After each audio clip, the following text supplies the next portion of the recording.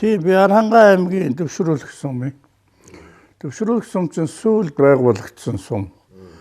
Тэгээд Өвсадах морин станц гэж байгуулаад дараа нь тэгээд нөгөөх нь Сангайчгүй болоод тэгээд нутаг дэвсгэрийн хувьд бол нөгөө зэрэгэлдэх сумнуудаас ерөнхийдөө хотонд цэнхрийн нутаг л да.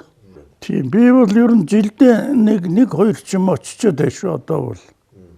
Манай нутагт нэг Дувдан нэм гээд лам хүн л дээ. Нүд нь хараагүй. Хөрхи би тэдний хар нэг буумаар санагдаад нэг жил нутаг очихтаа буусан чинь. Гэхдээ намайг хараагүй мөртлөө дуугаар одоо бүр багтал миний дууг сонсч байсан. Тэгээ яаж мартдаг. Орж ирэнгүүт эн чинь ташнам орж ирж гэнэ үү гэд тэгээ тийм байна гэсэн. За чи сайн яваал дуулах юм аа миний хөө. Нутагтаа тун ирдэггүй хөө юм. Чи одоо нутаг сандгүй бол энэ уул ус чинь чамайг сандгийн штэ миний хөө гэн. Тэр үг надад их айхтар сонсогдож их юм бодуулсан. Тэгэл би тэрнээс хойш бол ер нь болвол нэг нутагтаа нэг жилдээ очичод л гэдэг боддог болсон. Бидний талаас санахаас гадна бас уул ус чинь эзнээ санаад байдагч байдгийг байгхгүй л дээ.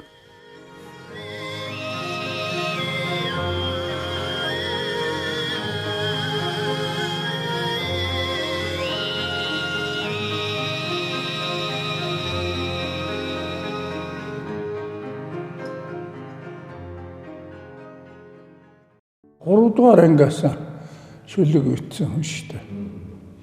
Гуравдугаар ангиас шүлэг үчээд 4-р ангид мөн багсагийн бичээд 5-р ангид очиход Аранга аймагт мэргэжлийн зохиолч гээд Улаанбаяргаа очсон. Улаанбаяргаач Арангаан төвийн одоо сургууль тэгээд бусад газрын ер нь уран зохиол сонирхдаг бүх улсыг нийлүүлсэн дугуйлан байгуулад.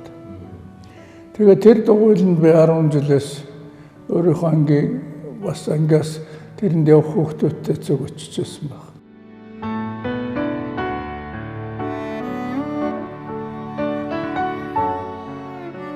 Би зүгээр л өөрөө л шүлэг гэж юм байдаг юм байна, ингэж үчдэг юм байна. Тэгээд миний өөр анх үтсэн шүлэг бол ер нь их мундаг том сэдв. Тэр нь азаргаан уургалах гээд азарган уургалсан гэсэн. Ер нь бол санаа нь бол нөгөө уургалж чадахгүй. Тэгээ уургаараа газар шаасан чи харин уурганыхан үзүүрт нэг азарган өлгөгдөж ухагдсан тухай тийм. Тэрийг тэгээд Улаанбаяргаан дугуйланд хүн болгон бичсэн шүлгээ уншин шүлэг бичиж иргэхэд нь нөгөөхөн бас ичээд уншихгүй байгаамаа. Тэгээ би нэг ер нь нэг л тоогдъё гэж бодоод бас их тийм нэг нам гэсэн шүлэг бичиж гэж бодоод тэгээд нэг шүлэг өчөөд нам чи гэл тэр чинь нэг орчуулгаарч тэгдэг байсан юм уу? Миний уншсан шүлгүүд л дандаа нам чи энэ төр гэл гараад байдаг байсан. Тэгэл би нэг нам чи тийм юм гэл нэг магтсан маягтай уншсан чинь Улаанбаяргаа асууж ингээд намтай хоёрыг одоо хэн ах юм бэ гэж. Би бодсон ч одоо хэн ах юм би бодоод олдгүй нэрээ нам нь одоо хэдэн настай юм бол хүнчлэн бодож үзээгүй юм чинь. Танхимд байгаа бүх хүүхдүүд хүмүүс нэр хийдлээ нээлдэхгүй юу. Тэгээд би ичээд тэрнээс хойш дугуйландаа яваагүй юу. Ерөөсөө миний явсан нь бол 2 удаа. Нэг удаа Улаанбаяргаа эхний удаад бол өөрөө тэр инх тавны манаа гэдэг зохиол яаж бичсэн ярьж биднэрт. 2 дахь удаанд даалгавар гэсэн хүн болгон шүлэг бичиж иргээд. Тэгээд тэр даалгавраа биелүүлснээ уншиж байгаа би бүр өөрийгөө дог дохуун төргээд тэгээд тэрнээс ичээд яваагүй. Ер нь тэгээд орхисон янзтай. Нэлээ их орхиж яг одоо бүр сүүлд одоо 8-9 дугаар ангид орох тарин жах хэрэгсэн. Тэрнээс тэр 5-6 энэ 2-3 жил бүр огт хайсан байгаа шүү ичээд.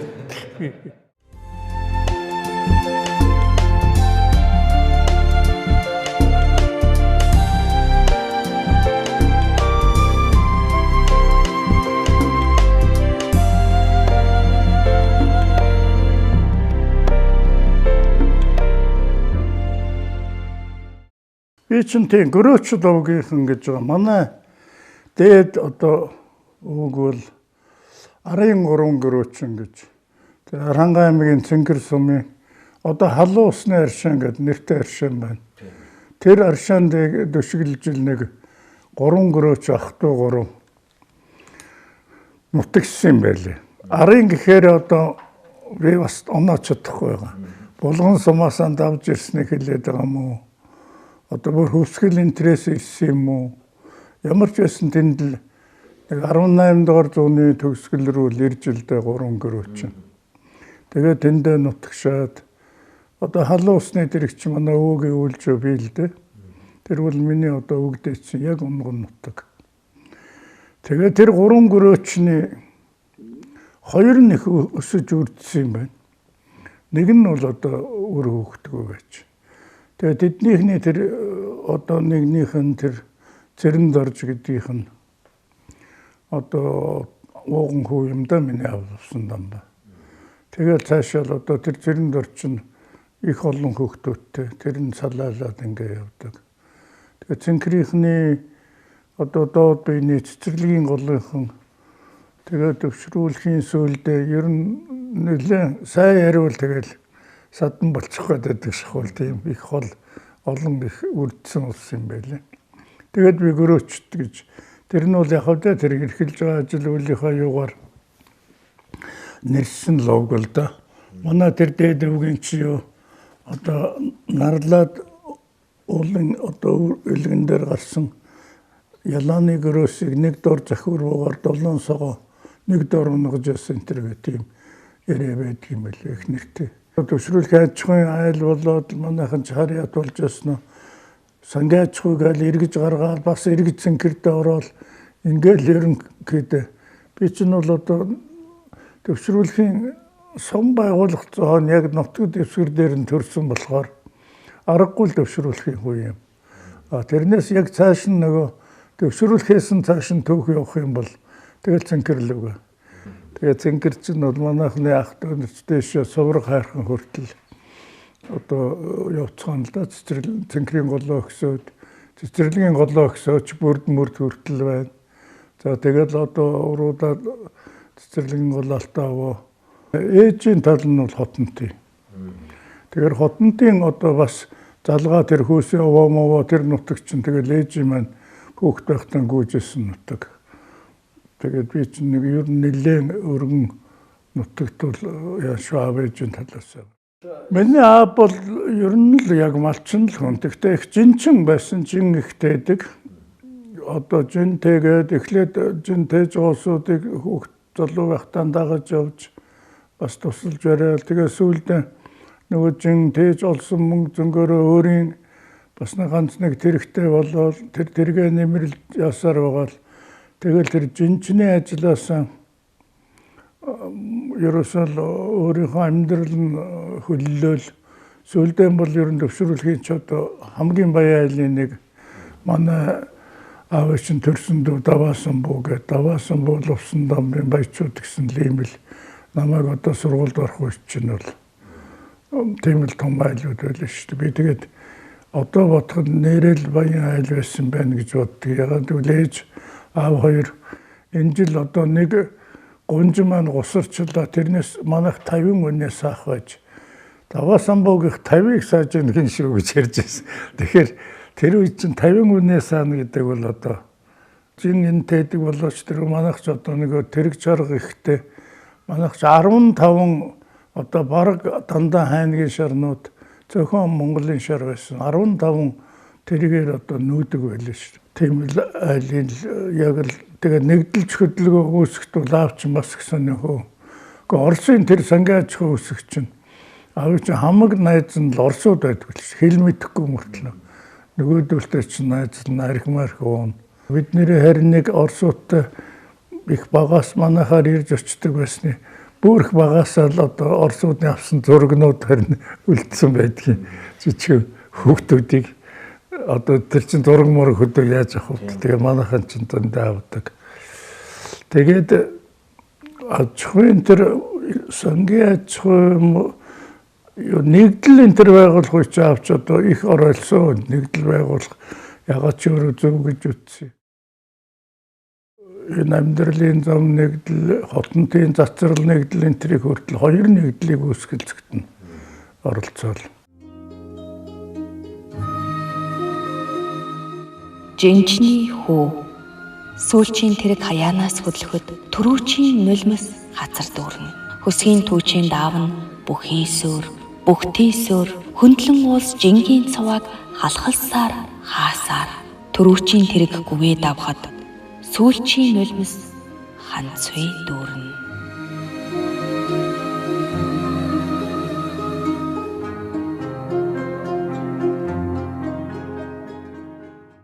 Ээжл ирдэг нэг адуу ирж байгаа гэд нэг залуу ирээл тэгэл аавтай нэрэл 2-3 хонсон. Тэгсэн л нэг өдөр болсон чинь за одоо чи энэ хүнийг дагаад явна. Игч чинь тэнд байгаа чинь гоё нутаг. Манайхны нөгөө очиж уссан гоё устай голтой их гоё газар тэрлөө очино гэд. Тэгэл би айл ихнэр өөрөө чи юу болж байгааг мэдээгүй шахуу. Таны аавч ханилсан гэж ярьдаг шүү дээ. 17-той охин ирээл тэр их мал хөстөр чинь эзэн болол эзэгтэй болол өөрөө сайсургаан сагаад бүх юм их өдөө үнчээгэл тэгээд бас өчнөө хүүхдүүд гаргаал ингээд явж байгаа. Зөв нь бол хүн чинь тэгэл дэрэгдэн байхад сонсож асуусан чинь багтаа тэгэл ер нь болол бүтээлэн л гэл аав ээжийг энэ ч мөнх юм шиг санаал тэгэл ингэж өтөлчөнд буцаад явцдаг. Ярь сонссон ч юмгүй дурссан юмгүй тэгэл аав ээжийнхэн тухай хүнээс сонссон юмыг л ингээл ярьж байгаа шүү дээ. Одоо би ээжийн тэр аавтай хандсан энтрийг бол хотын хурлын тэргүүлэгч байж байгаа нэг 104 нас хүрсэн хөгшөнд цагаан сарын бэлэг хүргэнэ гэж очиод тэр хөгшөнтэй хууцлж ясан чинь яг манай төвшрүүлэхийн хотын төвшрүүлэхийн хүн байсан. Тэгсэн чинь харин надтай бас хамааны болоод ээжийг маань одоо манай ээж чинь Томбо гэдэл ингээд ямар ч утгатай нэр юм тэгсэн Томбо гэд нэг тийм лам байсан юм байл их тарган. Ер нь Томбо гэдэг чинь тэр бомбын шишнийх нэг Томбо гэж хэлж ирсэн байл шүү дээ. Тэгээд нэрмэр тэрл одоо тийм л нэрээрээ л ээж чинь нас болсон юм чинь тэгсэн чинь миний хөө тэр Томбо шээ уг нь бол Жавзамаа гэдэг нэгтэй юм шүү. Тэгээд бид нөгөө өхөрдөж нөгөө ламтай адилхан гэсээр байгаад тэгээд нэрсцэн гэдэг. Тэгээ манай өвөг чинь бид нэр метал гэдэг байсан гэсэн. Бишээ хүмүүс тэр чинь санж метал гэдэг 104-тэй хүн надад бүх түүхийг ярьж өгч байгаа шүү дээ. Ээж бол одоо яахтай намайг нэг зохиолч болох юм уу нэг ном анхны ном гаргаад байгаа тэрийг бол мэдсэн. Гэхдээ бол би одоо ачилж ээжигийн чаавыгийн одоо нэг ийм хүн болчлоо гэдгийг ч нэг мэддэггүй л ингээл одоо хожимхон л одоо мэддэг байсан бол тэгдэг байсан бол гэдэг боддог маягаар өнгөрч шүү дээ амьдрал чинь. Тэгэхээр нөгөө баг байхад аав ээж чинь өнгөрчхөр чинь. За ээж үл яг нэлээ оюутан болоод төгссөн. Би харин ээжээс болоод аспирантурт явах юугаа нэлээд одоо удаасан байгаа. Ээж дахиж явуулахгүй чи явж байгаа юм чинь ээж нь одоо байхгүй болчин чи одоо зөндөө сурлаа болно гэдэг. Тэгээд ээжийг нас орсон хойно би чинь явсан. Аспирантурт.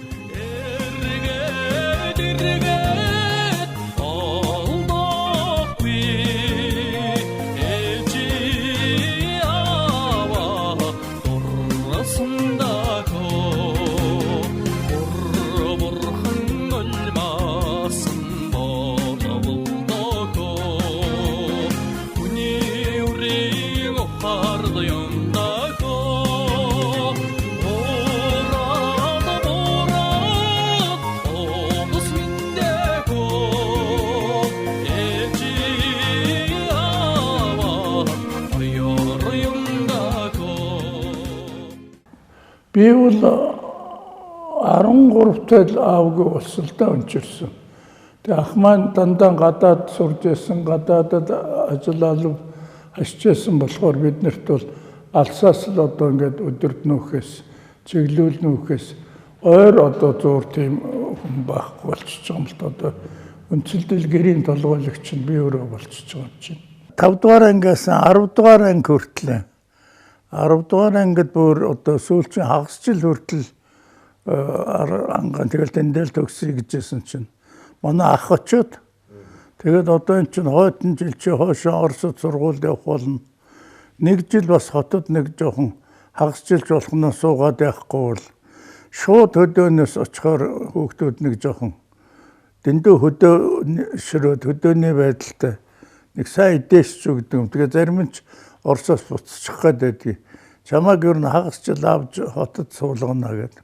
Хотоос 10 дугаар анги төгсөхдөө хөдөө эдийн засгийн дээд сургуульд энэ одоо олон улсын эдийн засгийн харилцааны мэрэгжлэр хичээл заах багшаар бэлтгэгдсэн байхгүй юу. Тэгээ Москвагийн олон улсын харилцааны сургууль бол өнөөдөр ч гэсэн дэлхийд одоо нэрлэгдэж байгаа Оросын 3 сургуулийн нэг л дээ. Ломносов их сургууль, олон улсын харилцааны их сургууль, Бауманы одоо техникийн хүчээс тэр 3-ыг л одоо тоож Оросын ихтэй сургууль гэж нэрлэж байна шүү дээ. Тэгээ тэрний нэг нь бол төгссөн юм байлаа. Гэхдээ би бол олон улсын эдийн засгийн харилцааны мэрэгчлэр төгссөн. Тэгээд ирээд би багш болоогүй юм. Ирээд гадаадтай эдийн засгийн талаар харилцах улсын хороо. Харин тийм бүр тусгай хороо байгуулад нөгөө эдийн засгийн чин гадаад харилцааг жинхэнэ барьдаг хариуцдаг газар бий болчиход. Тэгээд тэнд намайг татаад авчихсан.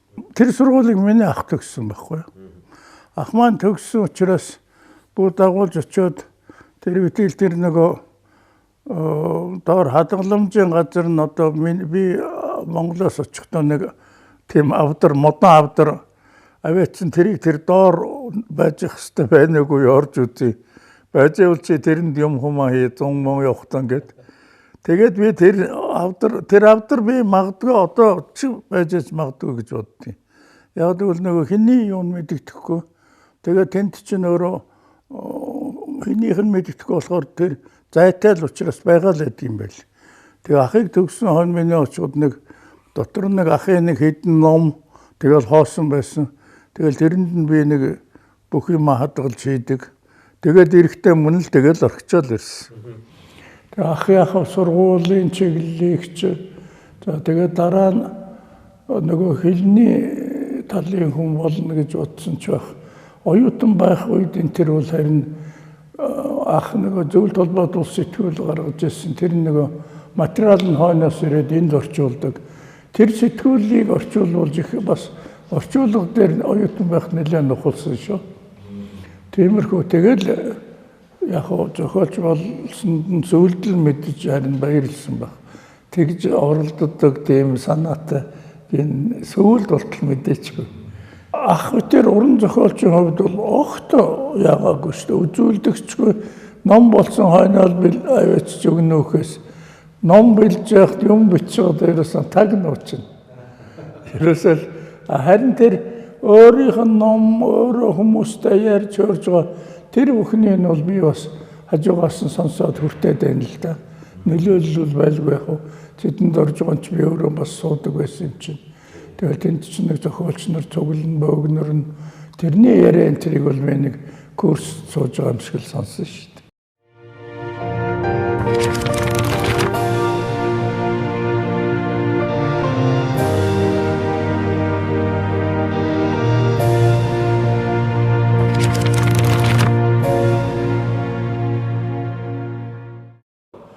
Тэгээ би анхны 2 номоо үргэлжилсүүгээр гаргасан шүү дээ. Тэгээд ер нь нөгөө шүлэг мүлгэнчний хөлөгтэй бичээгүй орхицсан байсан чинь бас эргээд нөгөө уруу өгсөн чуулга гээд нөгөө зохиолч нар чинь хөдөөгөр явдаг, шүлгээ уншдаг, уулзалт хийдэг том ажлуудад мэрсэр тийм юмд ороод ирсэн чинь бүр хийх ажилгүй хүн болж хувираад унших. Тэгээд шүлэг рүүгээ эргэж ороод тэрнээсээ татагдаад шүлэг мүлэг рүү бичээ. Тэгээ 3 дахь номоо тэр хайрын нууц гэдэг номыг шүлгийн ном гаргасан шүү дээ. Нялх ногоо би одоо сүүлийн энэ гаргаж байгаа номонд бас нэлээд тийм дурсамж маягтай юм оруулаад байна. Нялх ногоо номны тухай болцоо. Тэгээ нялх ногоо бол өөрөө гарахтаа бас их төвөгтэй гарсан юм. Одоо Эрдэнэговыг би редактор болгоё гэдэг өөрөө их даган баясдаг. Эрдэнэговыг бүхэл юм уншдаг хүүхэд байлаа л да. Тэгээд Эрдэнэговаар редакторлуулъя гэсэн чинь зөвшөөрсөн тарваагүй. Тэгээд Эрдэнэговоо тавиач өгсөн чинь одоо нэг л уншсан л да. Эхлээд бол ер нь жоохон дурамчгал танихчгүй юм тэгээ юу ч юм ажлын нэмэр гэж утсан байлгүй. Тэгээд дараа нь харин уншсан хойно яг ер нь боломж юм байна. Харин нэг жоохон тийм нэг философик маягийн юм бас байдгийн тэр чинь хэрэггүй гэж Эрдэнэговоо хэлсэн шүү. Тэгээд би баярлал авчраа өгсөн чинь тэр редакторын үг хааваа гэдэг арваагаа нэхэд байдаг. Гэхдээ тийм бичиж өгөөгүй гэсэн. Тэгвэл чи энэ ном Дашдын дэвд уншуул гэх.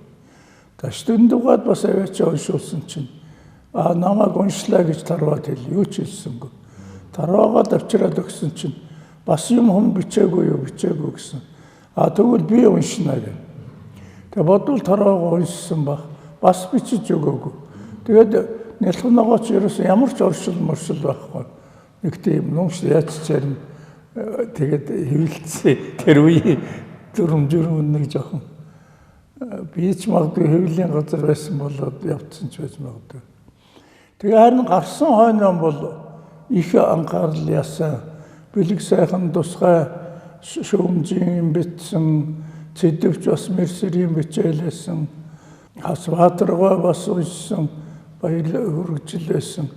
За тэгээд хамгийн сонин нь бол өвөөдөө Дамжин Сүрэнгүй надад баяр хүргээд би нэг найруулгын тэр чинь нэг л болохгүй байна. Би нэг чамд нэг засаа зөвлөнө гэсэн. Тэгээд л би их баярлаа тэгэрэй гэж. Ер нь бол өвөөдөөгээр номоо засуулж сая зохиолч болдог гэдэг үг байсан л да. Тэгээ өөрөө тэгэхээр би аягүй баярлахгүй юу. Тэгсэн чинь нэг өдөр хойш би тэрийг ерөөсөө чадахгүй байна ш намаа. Чиний чинь их сонин бичдэг нөхөр байна. Засчихаар найруулгын өөрчлөлтөөр санаа нь алга болчих гээд. Тэгээ ер нь ч өөрийнхөө л тэгээд бичээд яванда болно. Харин жоохон монголоор илүү мэддэг болоорой гэдэг.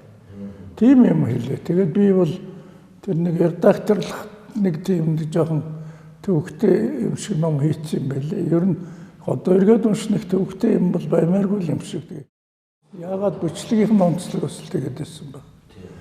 Тэгэл одоо нэлхногоогоор чинь бас ингээд нэлийн анхаарал татаа ингэсэн болохоор бас гайгүй хөл хэлсэн л дөө.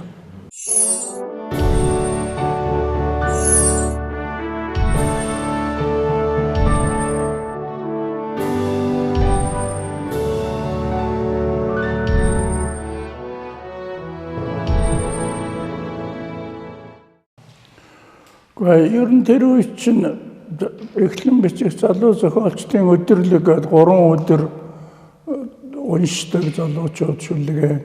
Тэгээд зохиолч нар секцүүдээр хувааж сонсдог. Үргэлжилсэн үгийн хүүхдийн зохиолын яруу найргийн гээд.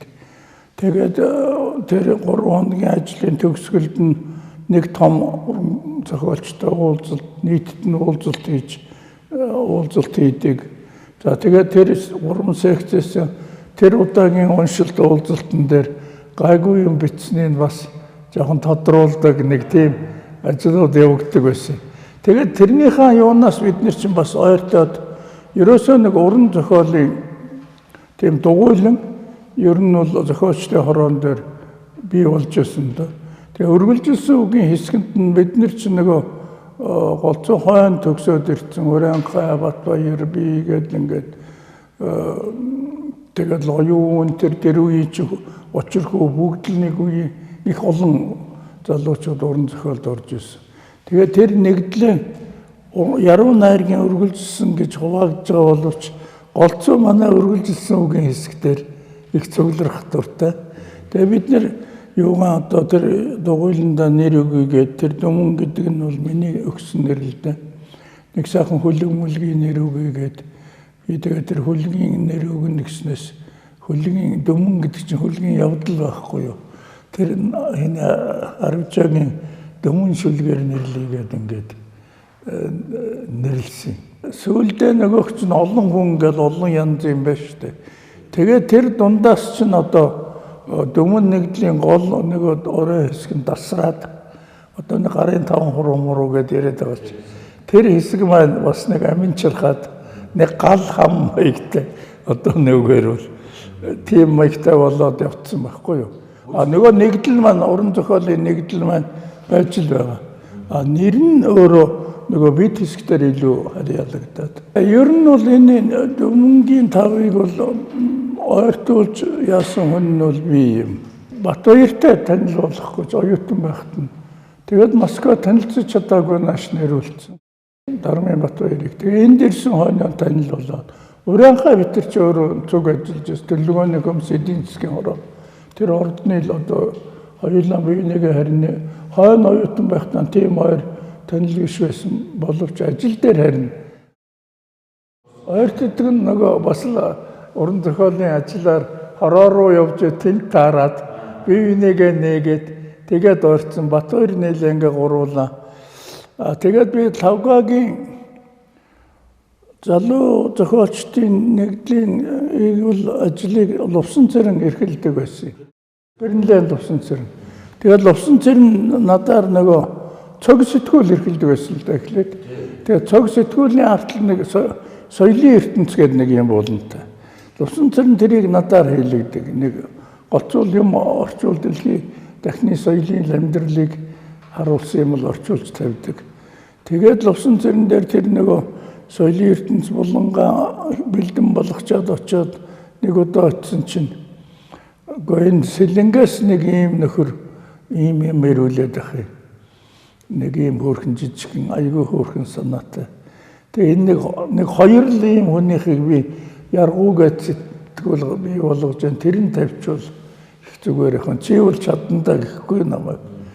Тэгээд би л Лувсан цэрэн намайг зохиол мохол их оролддог сонирхдаг гэдгийг одоо мэддэг юм багтаа чадна гэж хэлхийг бодгоо. Тэгээд тэр үгэнд нь урамшаа тгий гэсэн.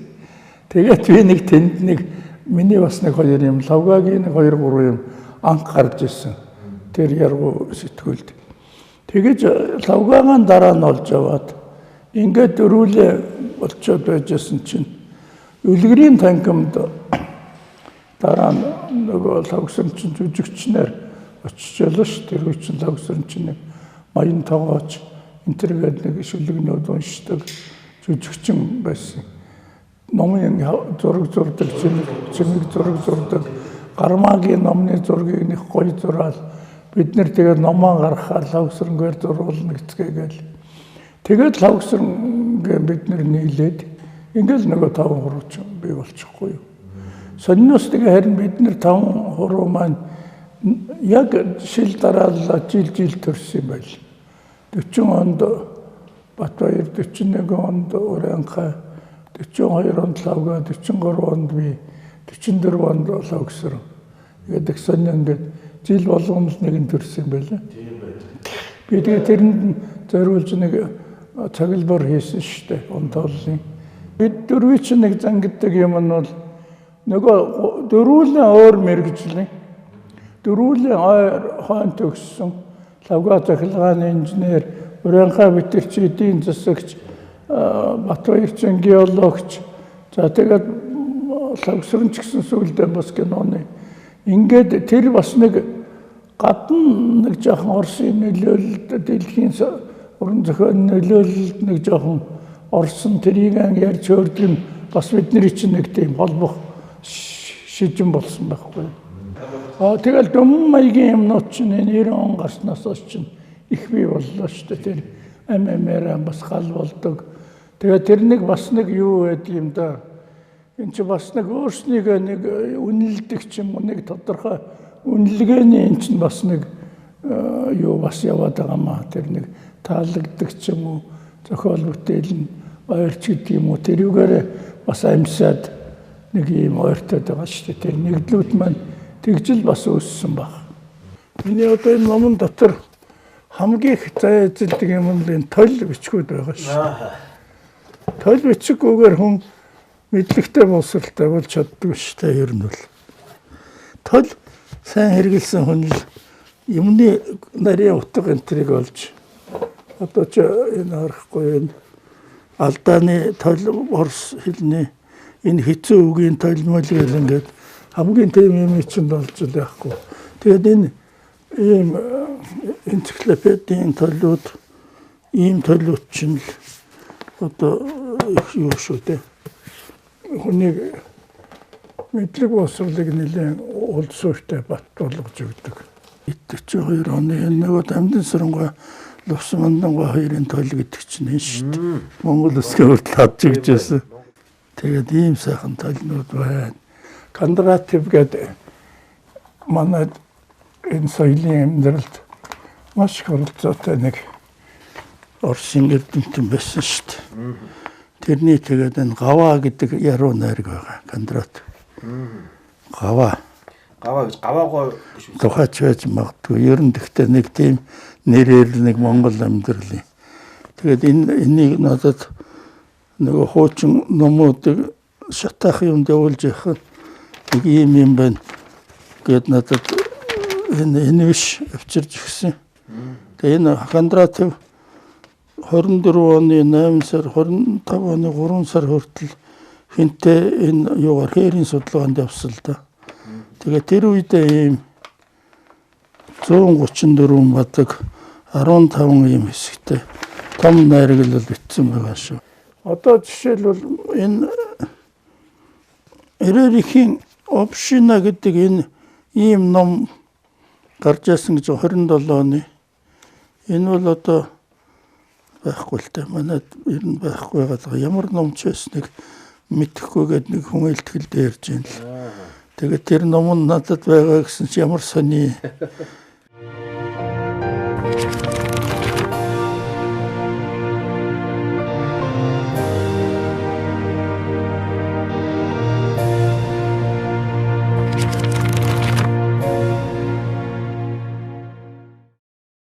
Би нэг дөрвөлгөөрлөг сэтгүүлд нөгөө зураач нар ч үг хэлж муутай юм бичиж чадгаа бичсэн засахгүйгээр өгт болохгүй ингээд редакцийн зөвлөдөө нэг хүн оруулъя гэдэг нөгөө сундаг дурж манай ахлах зураач хөвлийн газрын эрхэлж гаргадаг.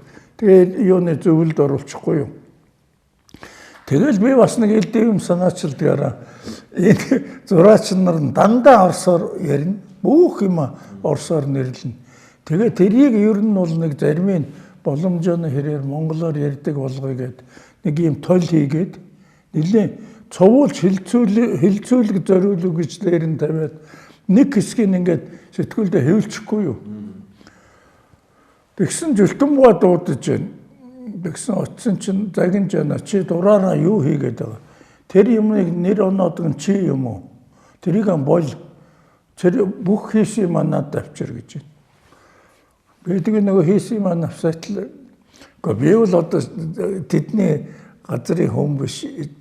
Жөлтөнбаа алавт биш. Шал өөр газрын тэгтээ ихэрэхгүй яг өөрийнх нь газрын хүн шиг л яаж байгаа шүү дээ. Одоо тэр даалгаврыг биелүүлж тэгээд үтсэн чинь бүгдийг ингээл үзээд байна. За энэ урлан гэдэг чинь харин нэг юу гайгүй болмоор үг онцчгүй юу чи. Энийг харин юу жоохон хэрэглүүлэх гээд оролдоод үз. Босд нь чи хэрэггүй. Одоо тэр сэтгүүл миний хэвлсэн нэг хэсэг нь байж байгаа. Нөгөө хэсэг нь бүр алга болсон. Би тэгээд Жөлтөнбаач өгсөн юм уу?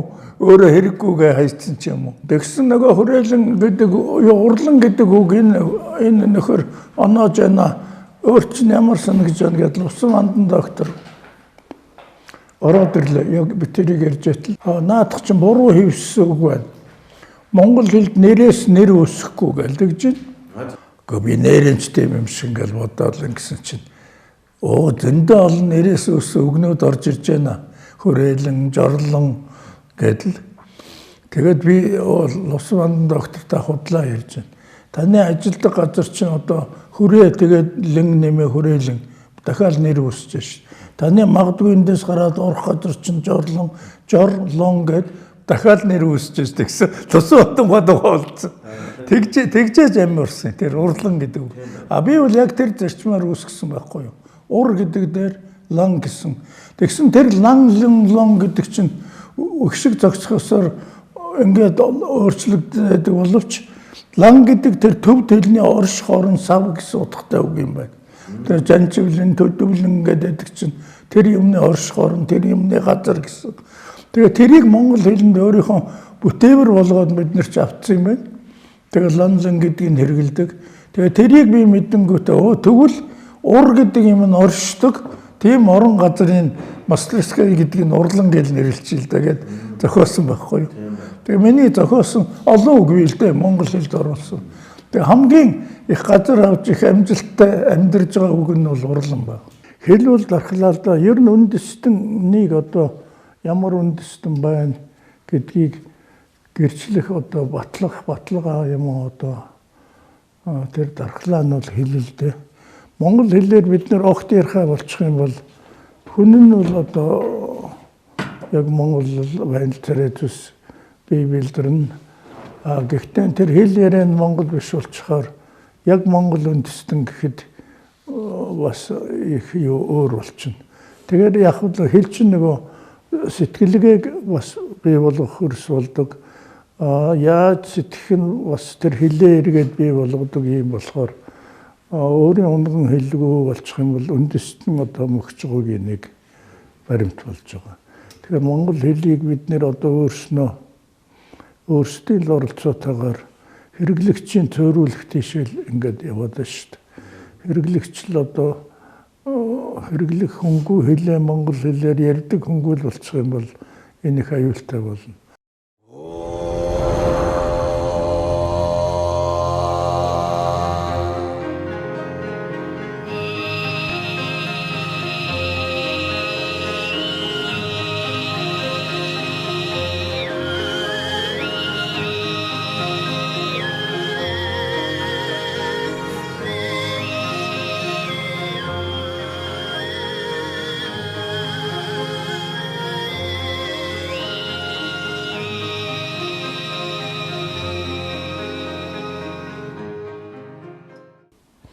Ер нь одоо ингээд цаг зуур болчлаа.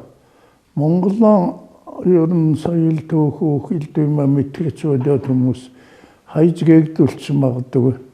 Нэг ийм монгол судлаач нарыг бэлтгэх сургууль байж хэрэгтэй байна гэж бодоод би тэгэл тэр үед их ярьдаг байсан л дээ. Сарл Илжиг ийсэн чангахад Эрдэнэ ширээтийн төвчин хүнзүүд бас нэг чангаах газар байна гэдэг монгол мэдлэг рүү. Тэгээд анх байгуулж ирсэн. Бас би өөрөө их хатуу их чамбай чамд сургууль болгоё гэдэг өндөр босго тавьдсан. Хүүхдүүдээ бас их олон хүүхд орсон шүү орно гэд.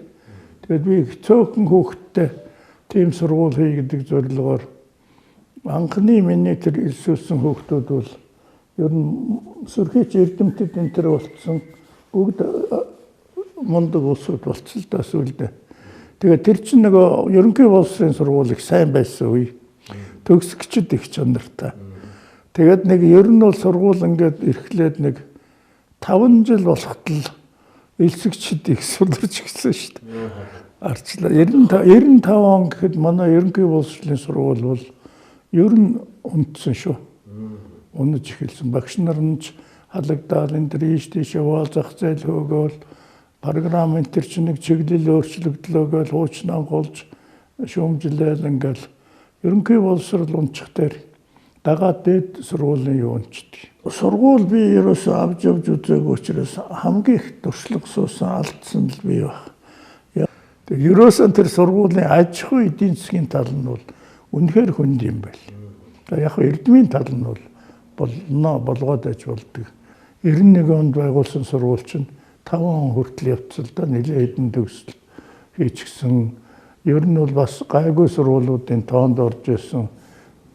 Төгсөгчд нь харин ласан болж биш сургуулаа бас нэг ирээдүйг нь харах бодол төрсөн. Ягаад гэвэл монгол судлаач нар чинь ажил олоход их хэцүү. Академич нь өөрөө тэр нэг зах зээлийн ороод өөрөө цохилтонд ороод юун гаднаас шин залуу судлаач авах нь тэгэл өөрсдийнх нь цөөрөөд ийм хүнд байдалд орж байгаа юм чинь. Судалгааны тал руу ингэж бий болгоно гэдэг нь тэр чинь нөгөө дээд сургуулийн дараах сургууль юм л да нарийн да магистр доктор гэдэг чинь. Тэгээд нөгөө эдгээр сургуультайгаа хавсраад хамтраад явах дээр сургуультан тэнд хийгээд хамгаалалт эднэрийн актив дээр хийгэн гэтэр нэг үйл ажиллагааны цоошин хэлбэржүүлээ боломжтой болоод ирсэн. Би бол Монгол уламжлал актив анхнаасаа л гадаадын холбоо нь бол ерөөсөн маш олон орнуудтай ялангуяа энэ ах トゥ орнуудтайгаа өвөр Монгол, Бурятууд, Тува, Якутууд анхны өдрөөсөө л би бүр их сайн ажилладаг байсан. Тэгээд нэх олон хүнтэй байх юугүй эрдэмшлэгээний хурал хийх. За тэгээд захимаар ингээд өгүүл бичгээ хэлцүүлэх, хуралд оролцох, захимаарчд оролцож болж байгаа. Эхний үед бол тийм юм байгаагүй л дээ. Очиж оролцдог байсан. Эрдэмшлэгээний байгууллагыг бол явуулаад боломжтой байна гэдэг бол миний туршлагаас бол харагдсан. Иймэрхүү маягаар л одоо яг ингээд өдөр тутмын ажил нь их гайгүй юм шиг мөртлөө хийгээд байгаа ингээд оролцоод хүрээд байгаа юм нь бол нэлээд том цар хүрээтэй юм. Одоо тэгээд би чинь одоо бас нэг хугацаатай ирдэг шүү дээ үнчээр орчлон. Тэгээд одоо тийм учраас энэ арай нэг өргөн тийм нэг төрийн бас байгууллага болгох эрдэмшлэгийн чиглэлийн хэвээрээ. Тэгээд ялангуяа энэ шавнараа илүү энд оролцуулах тэр зүг рүү би бас нэг бүтцийн болоод үйл ажиллагааны нэг өөрчлөлт хийх тийм бодол байгаа. Тэгэхээр өөрөөр хэлбэл ийм жаахан оролцоо нь бол олон хүний тэгээд хийх ажил нь бол бас энийг уламжилж үргэлжлүүлэхээс гадна бас шинээр хийх юмнууд байгаа. Тэр нь бол цаг үе өөрөө шаардаж байгаа. Бид нар бол Монгол руугаа эргэж Монголыг өөрийгөө Монгол хүнээ судлах, Монгол соёлоо судлах тэр ажил бол улам нэмэгдэж байгаа. Илүү ултай судлах хэрэгтэй. Тэрний үгээр энэ одоо даяаршлын энийг салхих зохилт бол бид нарыг бас ингээд энэ их олон мянган жилийн түүхт соёлыг бол эвдэж өгөө хийж магадгүй нөлөөлж, за тэгээ хүнд нь нөлөөлж, тэр нь тэгээд хүнд нь нөлөөлөхөөр амьдрал нь өөр болдог. За тэгээд эн чинь явсаар цаашаа тусгаар тогтнолын улс орны эзэн хэн байх олон асуудал руу авчина л да. Тэгэхээр энэ бодлын үүднээс бол академийн одоо үйл ажиллагаа бол арай тийм бас нэг төрийн бас байгууллагууд дундаа арай нэг өөрийнхөө тэр юг одоо миний анх бодсончлан өөрлөгөө дотсон өөр дээрэн одоо төвлөрж анхаарлан гол үйл ажиллагааны чиглүүлсэн энэ байдал бол улам одоо их чам байгуулах хэрэгтэй.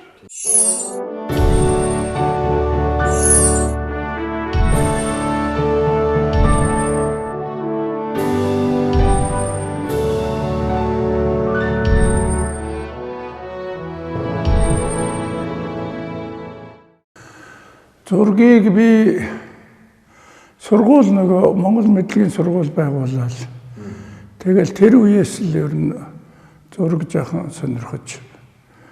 Тэгээ гол нь эн чинь нэг 90 он гарангууд манай чинь зураач нар чинь амьдрал чинь нэг жаахан тийм болсон уу хамаагүй зарлаа шүү дээ зураг. Гадагшааж зургнууд их.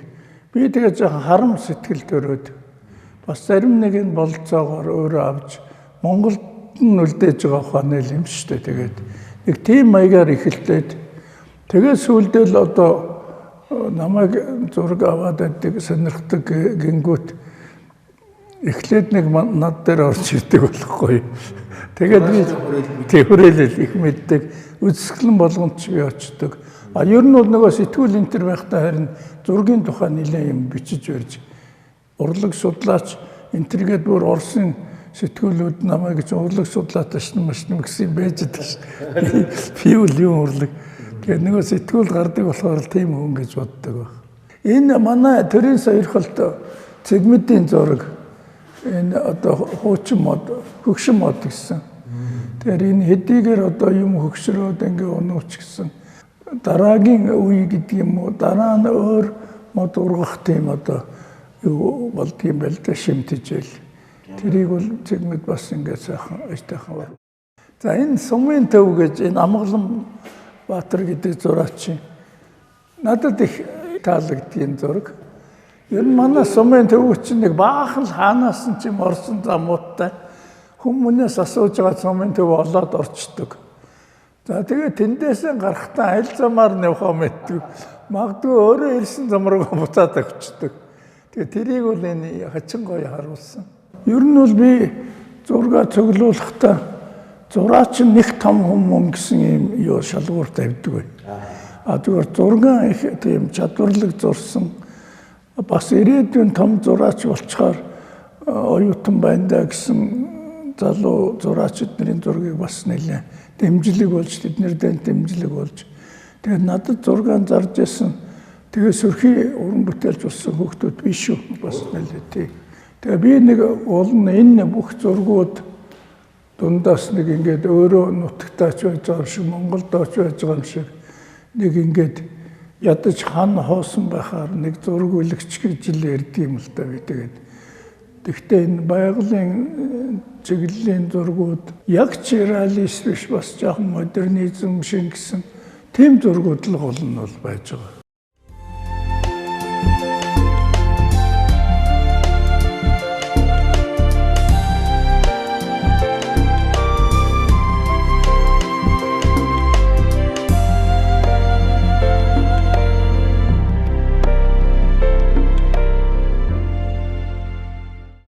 Би одоо нийгмийн амьдралд их идэвхтэй ингэж ордог чи 90 оноос л хойш юм.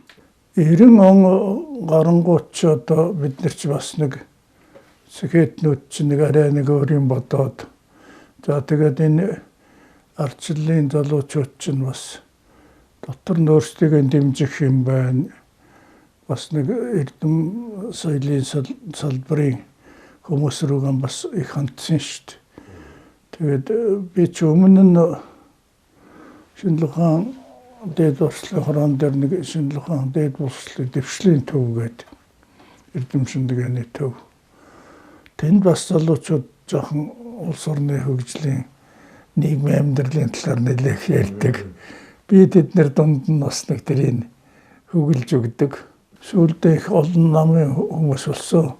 Ардчилсан нам руу нэг хэсэг нь ороод соцтек руу нэг хэсэг нь ороод тэгээ үлдэж байгаа нэг ер нь би л баг өөрөө үлдчих шах болоод тэгээ үндэсний дэвшлийн тэр хамгийн сүүлд нь шахуу бий болсон улс төрийн хүчин шүү дээ үндэсний дэвшлийн хөдөлгөөн тэгээд ном энтер болоод тэр хэсгэр үл тэгэл нөхдийн бас нэг хөсөлтөөр энэ тэр тусал дэмжиж байгаа л тэгээд аяндаа л тэр амьдралд нэлээд идэвхтэй оролцох зүг рүүгээ явчихсан юм а. Тэгээд намайг чинь бүр намын хүн бүр хүчээр сах болгоод би 90 он хүртэл ерөөс намын гишүүн биш байсан л да.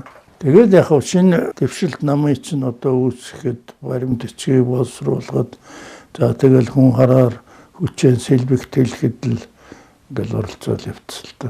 Улс орны гүнзгий хямралаас гарах жинхэнэ ардчилсан хувьсгалыг тайван замаар өрнүүлэх гэсэн Монголын ардчилсан холбоо, Монголын ардчилсан намын тавьсан шаардлагыг нам төрийн хүнд сурталд аппарат үл биелүүлэх, хувьсгалт шинжил хийхээс бүрэн татгалзлаа.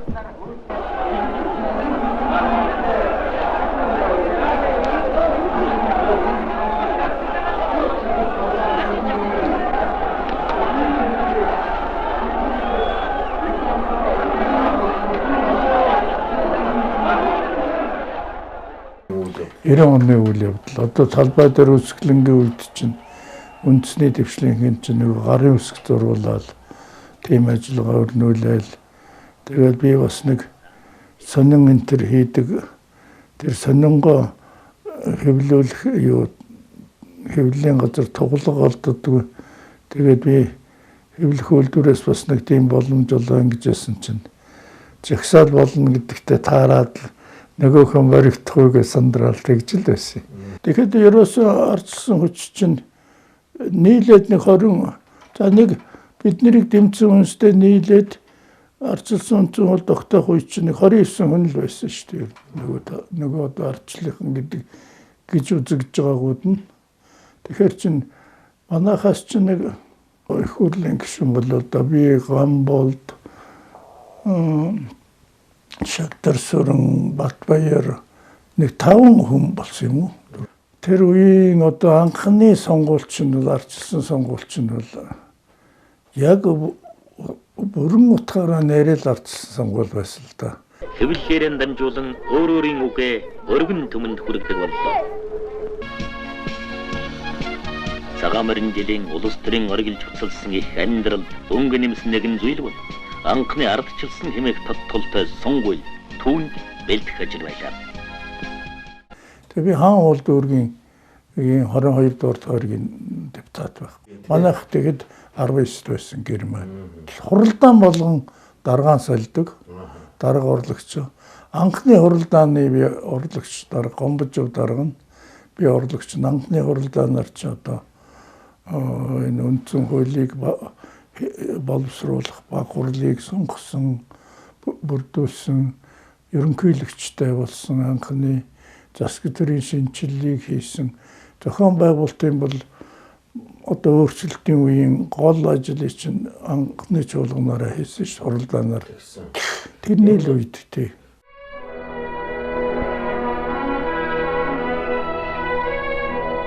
Их цаазын төслийн 2 дахь хил зүйлэгт бэлтгэж санал зөрөөтэй асуудлаар депутатуудын хорооны гишүүд нам эвсэл бүлгийн ахлагч нар харилцсан тохиролцоонд хүрлээ.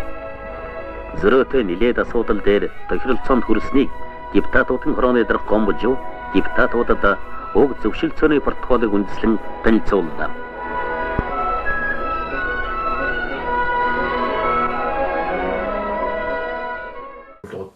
Хуралд би бол идэвхтэй оролцогчдын нэг байсан л да. Ямар сандаа би одоо маш их идэвхтэй оролцсон гэдэг чимэд гоод нэг удаа өтер хууч орж байгаа бол би ер нь хамгийн их идэвхтэй оролцсон нэг байсан шүү. Ерөөсөн одоо 24 цагаар ажиллаж исэн өдөр хүртэл байна. Тэмдэглэлээ харахад энэ төр гэсэн чимэд гоо. Идэвхтэй оролцсон хүн болгон л оролцсон л доо. Та бол одоо сайн юм хийсэн юм их вэ, муу юм хийсэн юм их вэ гэхээр үгүй тэгэл наадах чинь хийсэн юм би гэж та хэлж байгаа чинь оролцсныг хэлж байгаа үс тэгэл энэ хэлчихсэн. Монгол улсын үндсэн хуулийг уншин сонсгосны дараа ардын хурлын дарга уртнасан үндсэн хуулийг батлуулахаар санал хураахад депутатуудын 99% зөвшөөрч 1 хүн татгалзаж 2 хүн зүтгэлзэлээ. Ингэж Монгол улсын 4 дахь шинэ үндсэн хууль 1992 оны 1-р сарын 13-ны өдрийн 11 цаг 35 минутад батлагдлаа.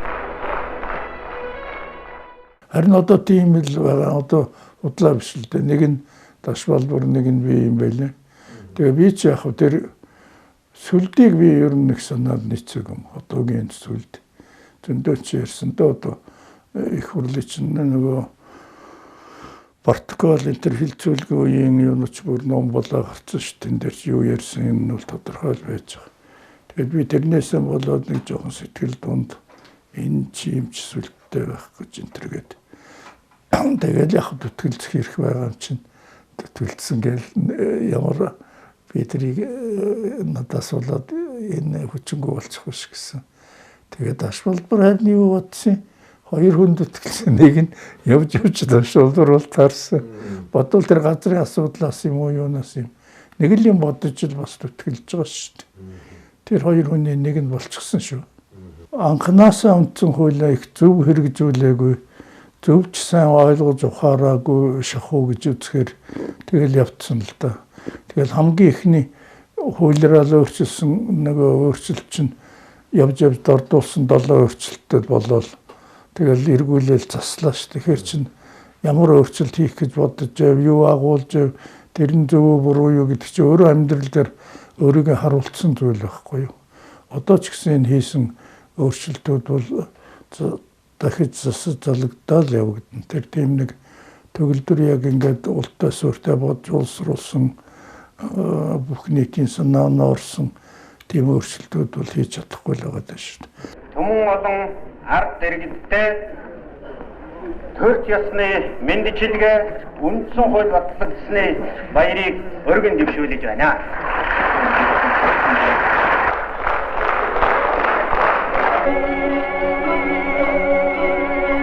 Монгол улсын үндсэн хуулийн уг их энэ болоо гэж бичээд бүгд наримдах Монгол ард улсын ерөнхийлөгч Консулмагийн очрот хэмээн гарын үсгээд зурж үндсэн хуулийн ихийг баталгаажууллаа. Ийхүү ардын хурлын 12 дахь удаагийн сонгуулийн 2 дугаар хурлаан 76 хоног хурлаж өндөрлөө. Энийг үндсэн хуулийг хэрэгжүүлэх нь олон нам хэрэгжүүлнэ. Тэгээд намын бодол орж ирээд ингэнэ гэдэг бол харин ёстой хараагүй дээ. Тогтоож явах үед бол тэрнээсээ их болсон доо. Улс төржилт энэ төр явагдана. Тэр нь энэ намынхаа талаас намчрахсан үзлээсэн. За тэгээд төрийн эрхийг барих гэсэн хүсэл бодлоос ургаад ингээд өөр болчихно. Тэгээд нөгөө ерөнхийлөгчийн гүйц засаглалын их хурлын эрх мэдлүүд чинь тэрийг толгойлж байгаа хүмүүсийн бодол үзлээс бас хөндөгдөх юм гэдэг бол их сайн харагдахгүй л эсвэл урд чинь бол нөгөө нэгдсэн төр илүү их тийм нэгдмэл төртэй тэр нэг нам зөнхөлдсөн байдалтай олон жил явцсан болохоор тэр загвар чинь үргэлжлэх юм шиг л санагдаж байгаа. Тэгэхээр тийм байдал би чадаагүй болохоор чинь их хөдөлгөөнтэй. Тэгээд дээрээ ингээд өөрчлөлт ахаас тэрнээс ч болоод ингээл засгийн газрын одоо нас бол 1.5 жил ч гэх шиг ингээл олон юм яриад байгаа. Тэр нь хуулиас болсон гэж тайлбарлахын оронд хүнээсээ болоод байгаа. Тэр намуудын үйл ажиллаас болоод байгааг бол ерөөсөө ил гаргаж ярьдаг л дээ. Ер нь хоёр танхимтай байхыг одоо ч гэсэн л яриад байгаа. Ялангуяа Содномгоон боловсруулсан тийм төсөл энтер маягтай юм бол бүр дэш нь өгсөн шүү дээ. Тэгээд хоёр танхимтай болох зөвгөрүүл нэг ордон хоёр танхимтай болох гол санаа нь бол яг бидний үеийг шиг баг хурлаа их хурл нэг хянаадайсан ямар сандал тараана гэж ойлгож байгаа. Тийм маягийн хяналтгүй энэ хэн ч одоо ард түмэн өөрөө хянаж чадахгүй учраас энэ хяналтгүй юм бий болчиход төр бий болчиход байна гэсэн санаанаас илүү одоо хоёр танхимтай бол харилцан хяналтыг ирэх энэ тэр хуваарлт тэнцвэржилт илүү бий болох юм. Тэгээд энэ амьдралаас дунд байгаа нэг хэсэг нь амьдрал дунд байгаа өөрснөө практик амьдрал үйлээ мэддэг болохоор илүү тийм хуульч гэсэн их амьдралаас ургаж гарсан хуулиуд бий болно гэсэн ийм санаанууд л яваад байдаг юм л та.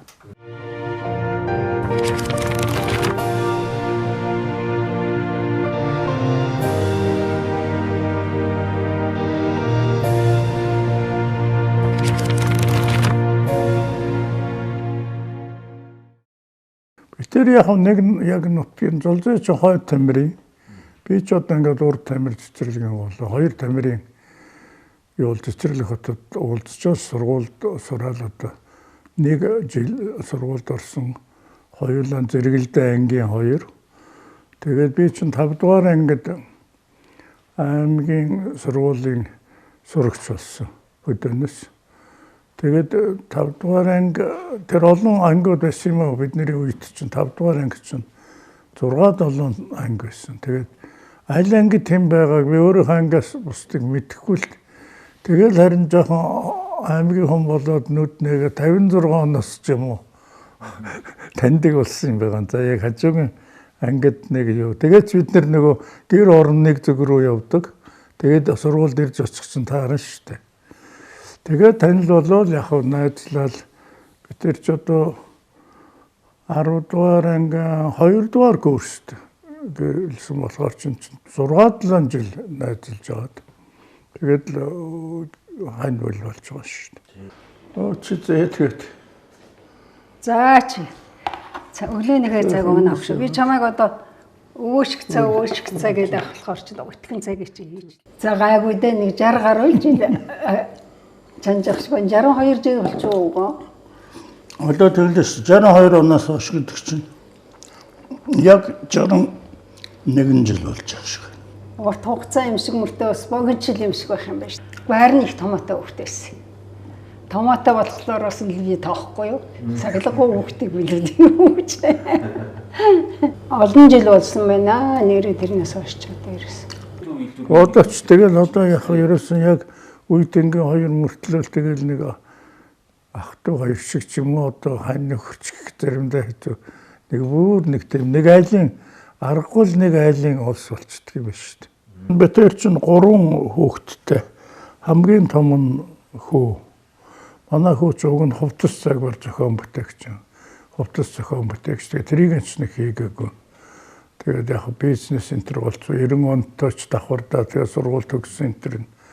Тэгээд тэр замаараа яваад одоо бол ер нь тийм хувийн аж ахуй эрхлээ. Тэгээд яг энэ миний ч аж ахуйн талын юм гэдэг би ч ямар явуулж чадах ш. Тэгээд тэр бүхнийг л. Тэгээд одоо 3 хүүхэд маань ийм сайхан айл өрх болоод том юм болохоор чинь би битээр явахд одоо тэгэл шавнырынхаа хайр ивэлийг, хүүхдүүдийнхээ хайр ивэлийг, Монгол түмнийхээ хайр ивэлийг хүртэл ингээл хариуд нь өөрөө жоохон юм чадвал хийдэ үлдэх юм байвал бодвол болбол бүтээдэ гэдэг ингээл сууж. Одоо яг хуучны ойлголтоор бол буянтай буурлын тоонд ороод одоо буйны чидэлжэнд буйнаач хүртээж явах ийм ихтэй л байна.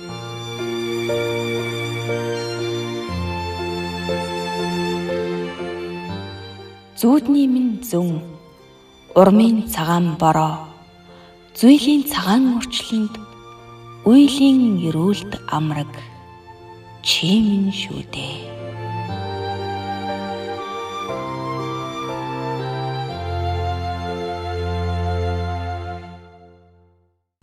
Ер нь бол би чинь одоо үндэсний дэвшлийн намаас ангараад Монголын төлөө нам байгуулсан. Монголын төлөө намаа энэ одоо иргэний зураг намтай нийлүүлээл. Тэгэл би чинь одоо болтол иргэний зураг намын хүн л яваад байгаа шүү дээ. Нам гişүн мөнөөгөө би намаас гарсан юм тийм үйлдэл хийгээгүй. Намтай л байж л байгаа. Одоо тэр дараа намаа нийлүүлсэн намтайгаа л байж байгаа.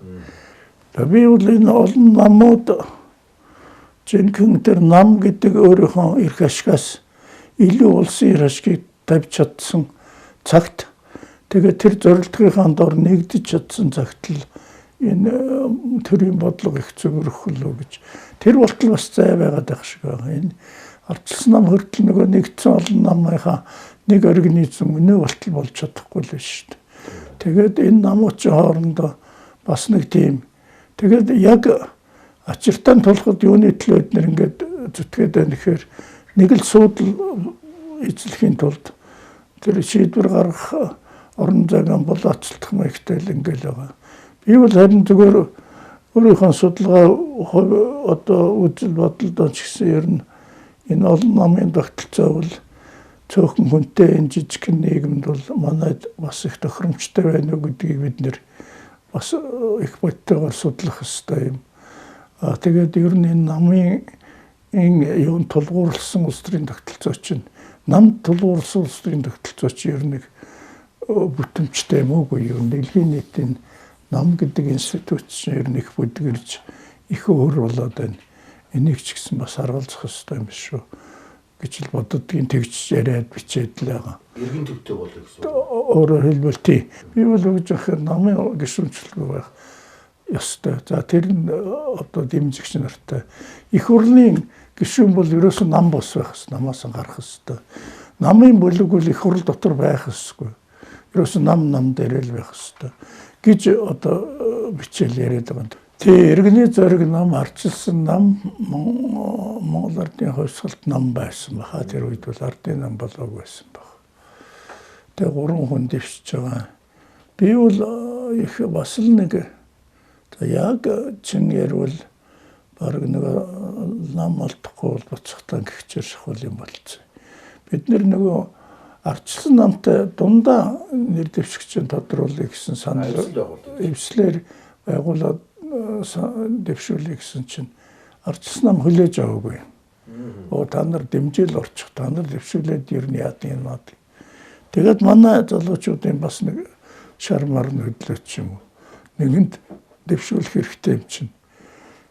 Дэвшүүлнэ гэдэг ингээд бүр хугацаанд тулцсан. Ямар сайндаа одоо тэр дэвшлээ гэдэг хэвлэлийн хурал хийх дэвшсэн нөхөр нь эрүүл мэндийн үзлэгт орох хоёр чинь нэг цагт яачаад хурлын оюун хийж би өөрийгөө үзүүлэх маягаар л ингээд явчихлаа шүү дээ.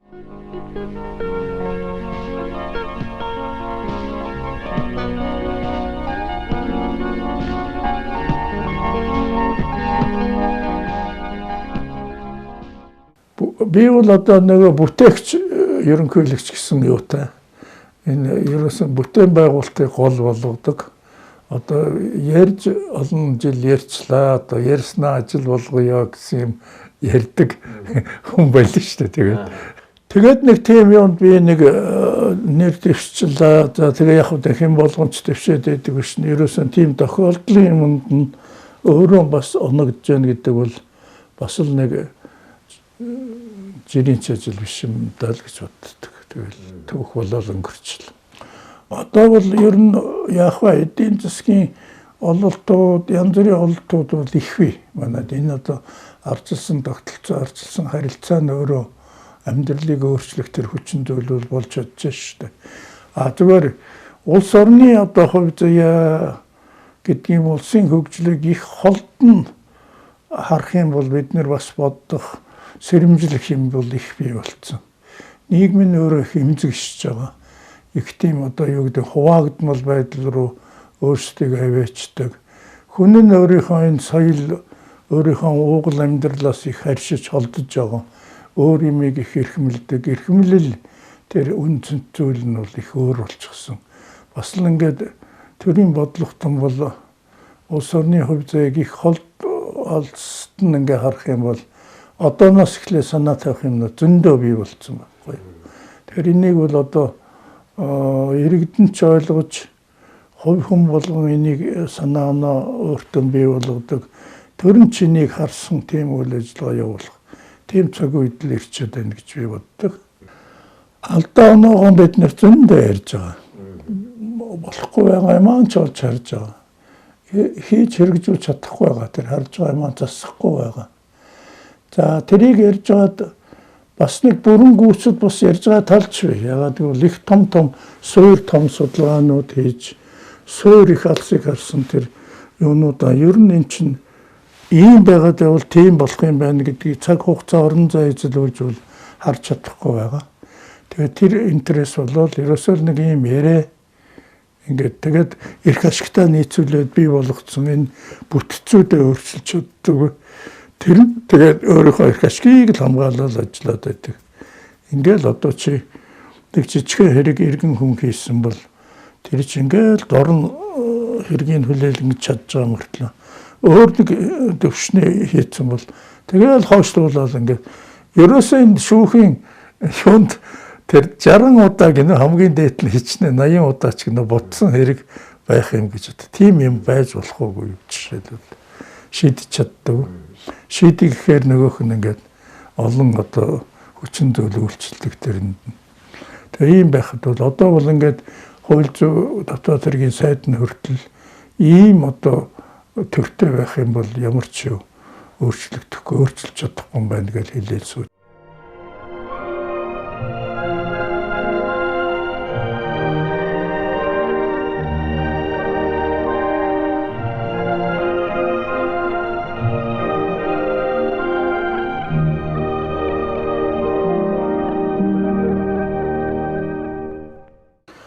Ер нь бол би их азтай хүн байгаа шүү.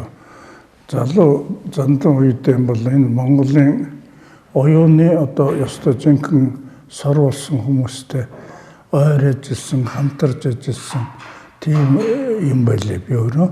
Зөвхөн зохиолчдын дунд ч биш.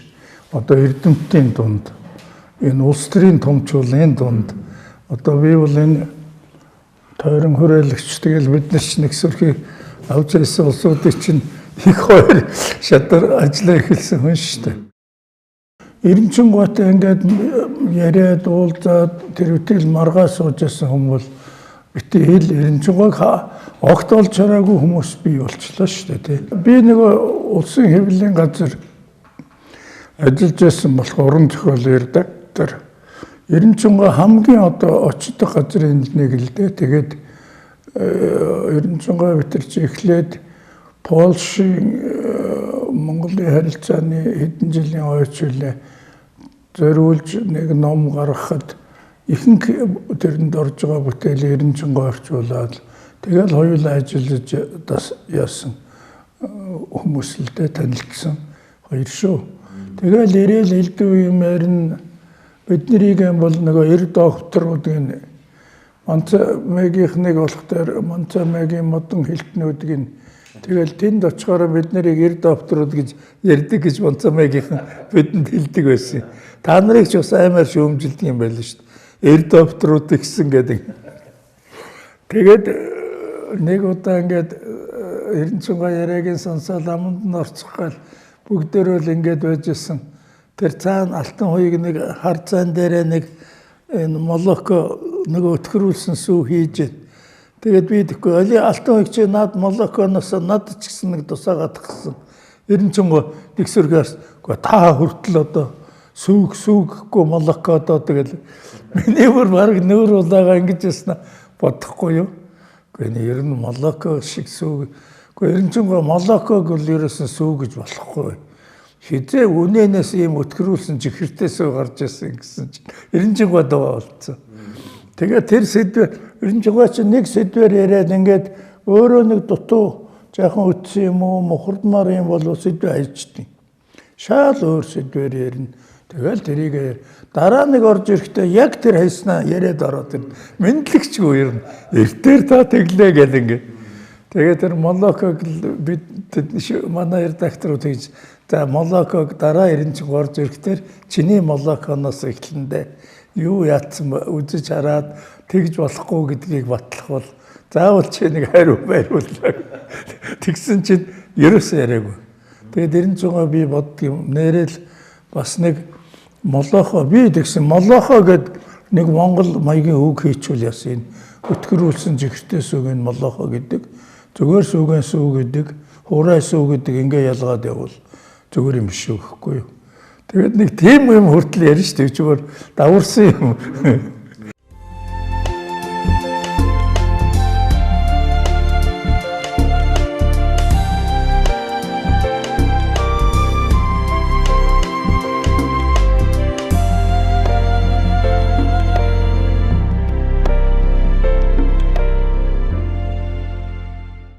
Би чи ер нь төрөлхийн тийм нэг шохооч сониорхдаг нэг элдвдэл хүрдэг нэг тийм хүүхдийн тийм зантай. Тэгээ тэрүүгээрээ татагдаад ч юм уу одоо ч гэсэн одоо их олон салбарт олон ажилд оролцох юм а. Ер нь тэр л чигээрээ л явбал байна. Одоо өдий болтлоо. Тэгээд энэ олон юмд оролцох бол давуу тал бас байх юм. Аль аль нь нөхөд өөрөө бүхэлд нь өөрөө хүнийг хөгжүүлэх мэдэх дуршлах суух олон юмнуудтай олон талын олон хүрээ салбарын. За нэг юутай юм нь бол цагийн жахан гачтай. Тэгээ би харин сая бодоод яасан чинь цагаар дандаа дутаж гоцгдож байсан мэн намайг тэр богино төрөл рүү ялангуяа энэ афоризм маягийн тэр мэрэгэн үгийн тэр жанр руу их аяндаа төлөвсөн юм байна. Хурал хойдэр суужсэн чил нэг жижиг бодсноо тэмдэглэн нэг хүн нэг мундаг онцтой яг үг хэлсэн чил ингээл тэр бүхэн чинь бас нэг тийм шин юу ажлын хүрээрүү бас төлөвт юм байна л да. Тэр нь бол надад их муугүй үлдсэн. Тэгээд би одоо нөгөө Эрдэнэгаа над тэгж хэлсэн боловч үгэнд нь ороогүй гэдэг маань энэ л хэлбэрээр үргэлжлэл байгаа л да. Энэ өөрийнхөө уран зохиолын хөрсөн дээр нэг боочхоосоо илүү нэг оюутан тэр болоо шууд илүү тэр Орос утга зохиолын нөлөө, дэлхийн утга зохиолын нөлөө нэлээ ихтэй одоо тэр орж тэрнээс элдв юм олж мэдсэн болоо тэрийг дуурайс энэ тэр янз бүрийн дуршилтууд нь энд эрэхтэй зэрэг нэг тийм одоо нэг юу гэдэг юм те арайч модернист биш модернист маягийн ойлголттой. Тэгээд миний бас шүлэг мүлэг юм чинь нийтийн хэвлэл сони мөн нэг их гардаг нь бас тэрнтэй холбоотой байсан. Янз бүрийн дуршилтууд хийдэг ийм тийм маягийн хорвоо ертөнд цаана хин ямар маягаар бичсэн тэрийг яагаад бид нэр бич болдгоо юм гэсэн шиг юмнууд үзээд ахаар чинь тэр чинь нэг жоохон тийм хайр юугч бий болох гэдэг ялангуяа үлдэн суртал хатуу байсан үед бол тэр бас нэг зохимжтой байгаагүй л дээ. Тийм би ч одоо тодорхой өөрийн уншигчтай л дээ. Ном энтрэ нэг дэлгүүр тавьдагчгүй. Тэгээ тодорхой уншигчд маань дараа нь хэлэхдээ чиний имийг хоёр дахь уншигтал их сайхан байдаг гэдэг юм. Тэгэхээр яг ингээд гүйлгээд ингээд яхад бол зарим юм нь авахгүй юм уу бас нэг дутуу дээгүүр өнгөх юмнууд байдаг юм шиг байна. Тэгээд тэрийг уншаад сурцсан улсууд ч нь бол өөрөө тэрэнд нь дуртай бол эргээд дуртай болчихсон.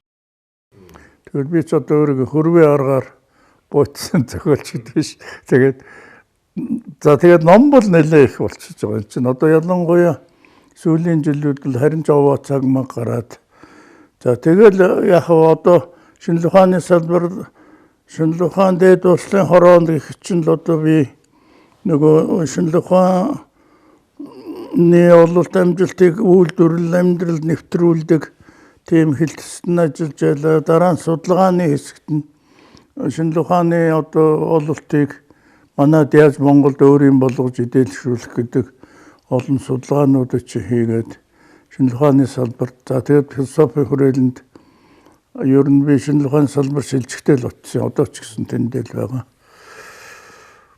Шинжлэх ухааны салбар. За боловсролын салбарт бол би одоо өстой нэг усчин усандан гихчээр багшаар бэлтгэгдсэн маань 83 онд аспирантур төгсөж ирээд дээд улсын хороонд ажиллаж байхдаа бас дээд сургуулиуд багшлах шинжлэх ухааны одоо энэ чиглэлээр тэгэл багшийн ажил эхлээд 90 оноос хойш хувийн сургууль байгуулад тэгэл одоо тасралтгүй бас боловсролын салбарт давхар ажиллаад за тэр хоорондоо бас боловсролын салбарт ажиллаж байхдаа бас улс төр энэ төр хамааралтай хүн болоод тэгээд тэр чинь нөгөө давхар л яваад ш нөгөө нийгмийн амьдрал идэвхтэй оролцсон маань гол ажиллаан бол хийгээл байдаг.